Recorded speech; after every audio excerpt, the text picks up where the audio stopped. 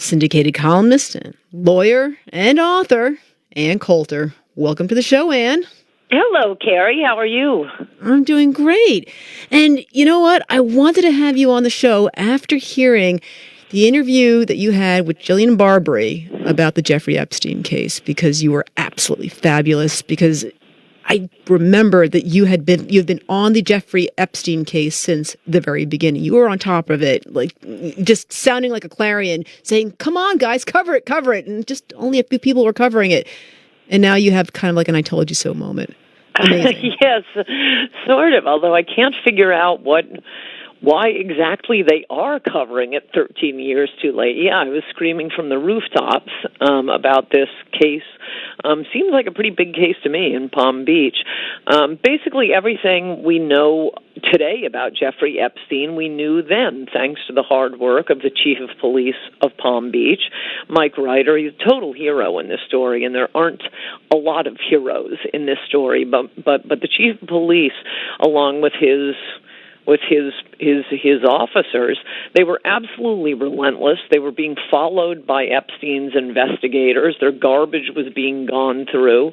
They present the entire case. They had everything. They were the ones who found the girls. They'd interview one girl and be told, "Yeah, he sexually assaulted me, touched me inappropriately during a massage. I was uncomfortable." And he said, "Well, if you don't want to do this, then bring me another girl." So each girl would give them 2 or 3 more girls. By the end of the investigation, they had dozens of girls Epstein had sexually assaulted, along with Ghislaine Maxwell. There's an article in the New York Times about her, calling her the lady of the house.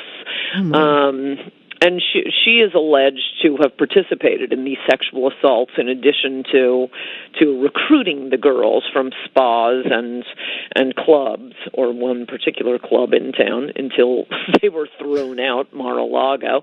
But all of this was known in 2006, and the local prosecutor refused to do anything. A big Democratic activist, Barry Krischer, according to the sworn testimony of the police chief, Michael Ryder, again, the hero, he said he was keeping the prosecutor.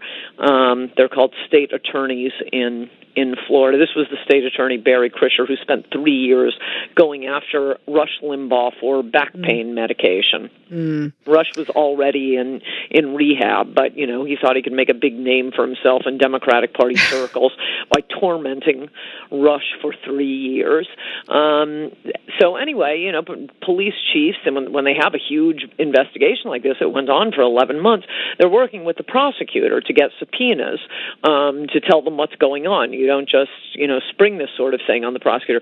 So Chief Ryder said he was keeping Krischer updated, but not telling him the name of the target, just what they were finding, the girls they were interviewing, the housemen who would go up after the massages and find, dildos in the master bathroom sink, and they had all kinds of papers. They collected as garbage. They had the Palm Beach Sanitation Department deliver directly to them so they could go through Epstein's garbage. They had, girls' high school transcripts, messages from girls saying, "Can't come over today because I have soccer practice." Oh my God. That sort of thing.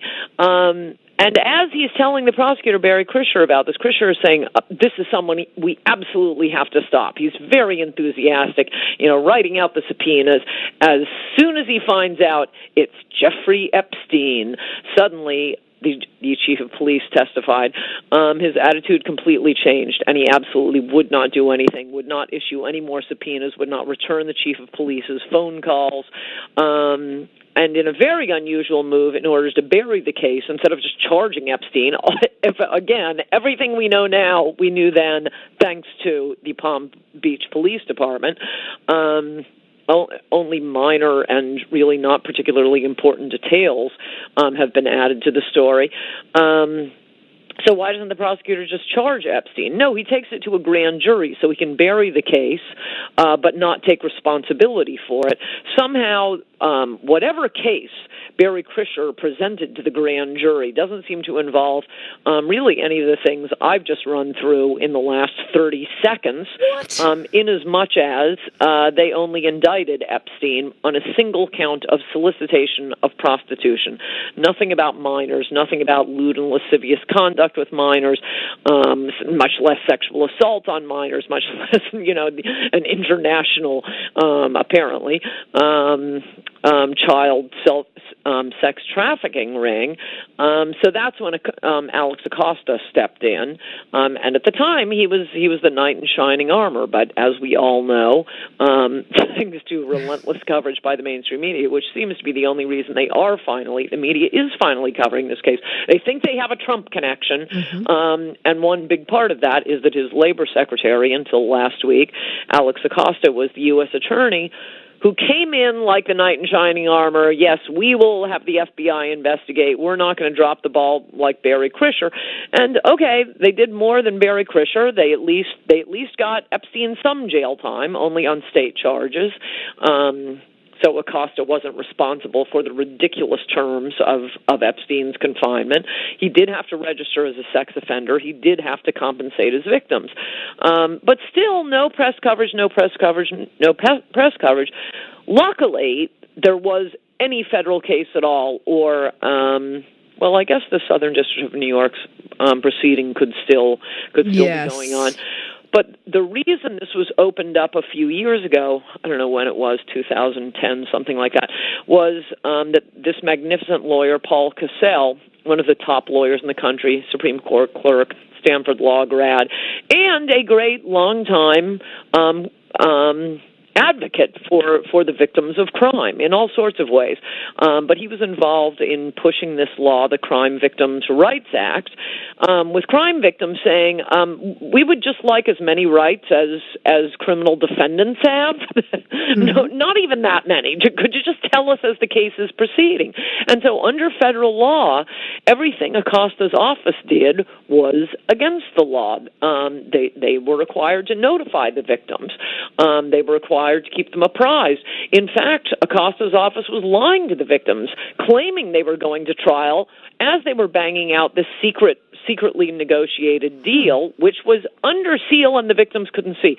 Well, Paul Cassells and the local lawyer, Brad Edwards, also magnificent, I'm sure, they get some of the victims and sue to breach the deal. That's why you keep reading about how thousands of documents in the case may be released soon. I believe it is from the Paul Cassells case. But that case is going along, and so far, not surprisingly, Paul Cassells is winning. And so this is why we're kind of getting drips and drabs of information that's coming out. Now that makes sense. Yes, and I think it's going to be great.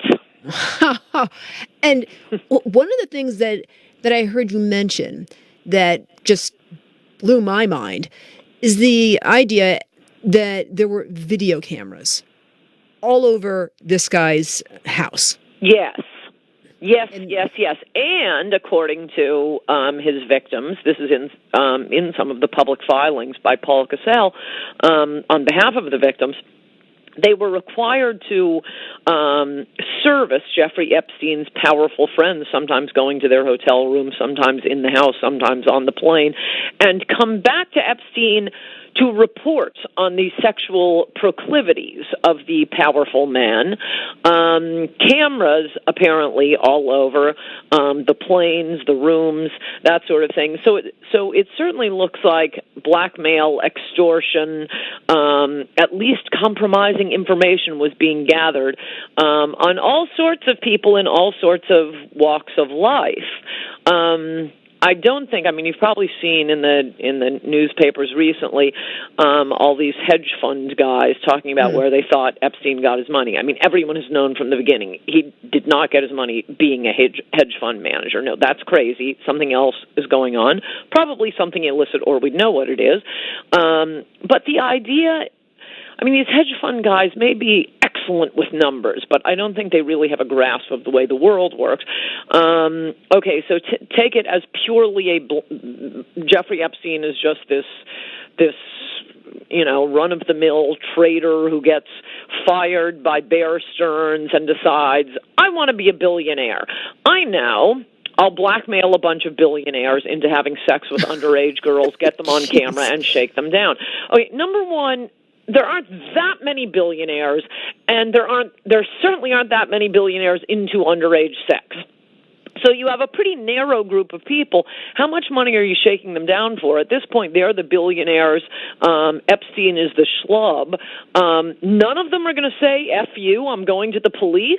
I mean, other people there have been attempted blackmailings, and they just say, it's happened in a much more minor way. But with David Letterman, that's how we found out he was having sex with all those interns because he busted a blackmail scheme. And he isn't a billionaire being shaken down for allegedly lots of money. So I don't find that particularly credible. A Ponzi scheme I don't find credible, considering that someone he worked with was in prison for a Ponzi scheme. This is post-Madoff. Nobody notices. Nobody blows the whistle on that. So no, none of that makes sense. There's I think most people are coming around to the idea that it was probably a foreign country gathering compromising information in order to have massive influence in the United States. So yes, that was something that I heard you mention, that you think that there's a huge chance that this may have been state sponsored. So then he could say, hey, I had this information about this very influential person, and I can sell it for you for X amount of dollars, and here it is on. Or just CD. To influence those people. I mean, like as I was saying before, if you're a billionaire and you're caught on camera having, and again, I really don't think this is that wide a fetish. So in any event, you're a billionaire who wants to have sex with underage girls. You're on camera doing it. Okay, if Jeffrey Epstein comes to you and says, I want $20 million a year, I think the odds that at least some of these Epsteins, some of these billionaires are going to kill Epstein or blow the whistle on him, right, or just say no and see what happens. But if all Epstein wants once they know that he has the compromising information is, I may need a favor at some point. Well, you don't even know if that's ever going to be called in. I may need you to write an op-ed or to give me a recommendation or to call the prosecutor in Palm Beach and ask him to back off. That sort of thing. That isn't so much of a... that's not such a heavy lift as demanding that people give you tens of millions, maybe hundreds of millions of dollars, as the possibility of, I own you. That's what compromising information is for. I can get you to do my bidding in big and small ways. And now we're finding out, specifically speaking of how he could possibly try and get himself out of this, which it doesn't seem like it. He's willing to post $100 million of bail. Apparently, there's dozens of diamonds. A suspicious passport was found in his safe. Apparently, it was a Saudi passport that was found. What do you think of that? Very interesting, and I wonder if we will ever get the truth. Because whatever entity or entities behind Epstein, whatever they were obviously powerful enough to let him get off scot-free for 13 years. I mean, he was absolutely scot-free. He never left Palm Beach. He was biking around with what appeared to be underage girls out in the open after denouncing Palm Beach for the prosecution, claiming it was the anti-Semitism of Palm Beach. Oh, yeah, because you'd really have to be a stiff wasp to be against sexually assaulting minors. Yeah, that's a good argument, Jeffrey. But he really did get off completely scot-free. That also suggests to me that it wasn't his own money to do with what he wanted. He was living in his boss's house in Palm Beach. You don't move just because your social life, you may be snubbed at the restaurants. But if they're that powerful, maybe we never will get the truth. Let's just hope there are enough honest people in the Southern District of New York and I suppose our own government that we will get the truth. Well, speaking of the Southern District of New York, herein lies a big problem because Cyrus Vance Jr., it appears that he dropped the ball as well because he ended up lowering the sex offender status on Epstein. So it didn't seem like they did a particularly good job either. And he had Jeffrey Epstein, who was supposed to check in with the NYPD because of his sex offender status, and he never did. Yes, not only that, the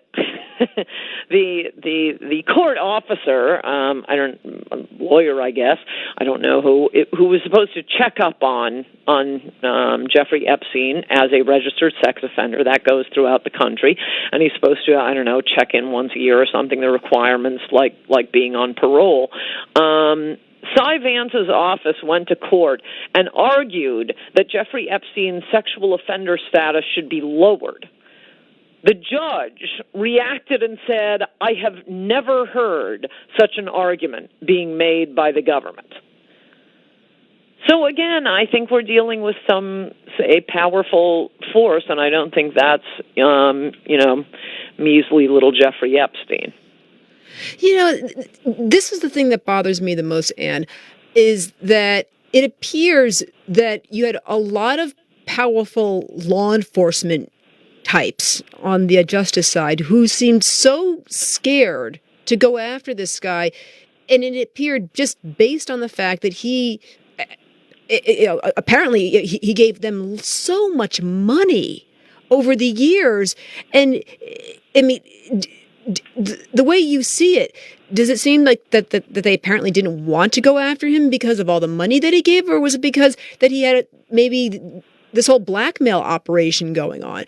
I mean, what was it? I'm really not sure, though. There are a few people who deserve special mention. Again, the chief of police of Palm Beach, or at the time he's retired now, Michael Ryder. Just as the story was breaking, as they got their first victim, the story first came to the case came to the attention of the Palm Beach police when a woman in West Palm Beach came to them and said, "My daughter, or stepdaughter actually, is being paid to have sex with a wealthy man in Palm Beach." So they interview the stepdaughter. She starts crying hysterically, describing what happened with this guy Jeff, describes the other friends she brought over, and then, like I say, it became this daisy chain of each girl saying, "And these are 3 other girls I brought." In any event, right about the time the stepmother was talking to the Palm Beach police, Jeffrey Epstein gave a $100,000 donation to the Palm Beach police, and Michael Ryder immediately put it into escrow, froze the account, was not going to take it, but didn't want to expose the investigation by returning it immediately. So yeah, he turned it down. I'll also say, I know the police were absolutely going mental that the prosecutor wouldn't do anything, and the policeman and the chief of police himself, like I say, they were being harassed, having their private lives investigated, their garbage gone through. They were men enough to stand up to the pressure, and the FBI agents in Acosta's office were men enough to stand up to the pressure. They were being harassed too, and they were enraged when Acosta and his lawyers backed down. I think being one myself, you will find a lot of pencil-necked geek lawyers who lack the one requisite virtue that without which there is no other virtue, and that is courage. You do see a lot of people chickening out and backing down, from Graydon Carter to Alex Acosta, Barry Krischer, Cy Vance, and that's why the few brave heroes, the Paul Cassells, the Michael Ryders, they really deserve special mention as heroes for doing the right thing and not backing down because, someone's going through my garbage. I mean, for Pete's sake, Carrie, you and I are right-wing women in a world that is not, that does not put us on the cover of Vanity Fair and brag about our fabulous arm muscles. Somehow we've managed to take it. Absolutely. And like you said, over at AnnCoulter.com, you have Rush Limbaugh, the Palm Beach police, and law enforcement there, they had no problem going after him for the drug addiction. No problem going after him the entire time. And I remember that whole situation. It was every single day, just punch, punch, punch, punch. But of course, it was Jeffrey Epstein. Oh, no, can't touch that. Sorry, but yes, they got Rush. Yes, I mean the one national story, the first one, because I called it in to him, I emailed him all the details, the contrast with Rush Limbaugh and Jeffrey Epstein was Bill O'Reilly. He led one night on the Factor. I was so excited. I was so happy. Finally, this will start it. And you know how he, O'Reilly can be like a dog with a bone. It was so great. He ended the segment saying, and Mr. Krischer, we're going to stay on top of this story. So, for the next year, once a month, I'd run into O'Reilly and say, hey, remember that Epstein story you were going to stay on top of? So we didn't get another story out of him, but we got that one, and that was something. I mean, it took the New York Times, let's see, July, at least another 2 months to run a story on Epstein on page A19. So, hey, look, even though it didn't come out until now, and I suppose it only came out because they were trying to get Trump. But in a way, silver lining, it looks like it's going to end up backfiring on them because now you have all these Democrats, including Chucky Schumer, who's like, oh my God, I have to give all this money back to these anti-trafficking charities to make it look like I'm not such a bad guy because Epstein gave to me. It's like they're freaking out now. Don't point it out to them. I swear I am terrified this case is just going to disappear. I've been talking to my friends about this. I can't remember a case, and, maybe that's the point, that you can't remember them, where there was this much media, this much anger, justified anger and justified hysteria that the media decided, oh, wait, this isn't good for us. Let's just brush it aside. I can't remember a case like that. It's exactly because the more Democrats that are attached to this, I mean, you saw Chris Cuomo do his little spiel on a CNN where he goes, look, it doesn't matter who he was friends with. Well, your friends. What matter is, come on, Chris. Really? No, actually, I didn't see that, but they probably will figure it out. I'm actually sorry Acosta resigned. I mean, on one hand, I do think it is a little bit of a victory because even though he is not 1/10 as bad as Krischer, the prosecutor who should have taken the case, who had everything we have now and refused to do anything and buried it. By the way, Krischer is being turned into the hero at MSNBC. I think they do this just to taunt us. But there was some satisfaction in having Acosta finally having to pay the price for this. I really sort of wish he had stayed to make sure the media stays on it. Wait, if I remember correctly, didn't Barry Krischer work on the OJ case, or am I completely... No. He's a total loser, local prosecutor. Okay. Just want to make sure. I knew that I was confusing him with somebody else.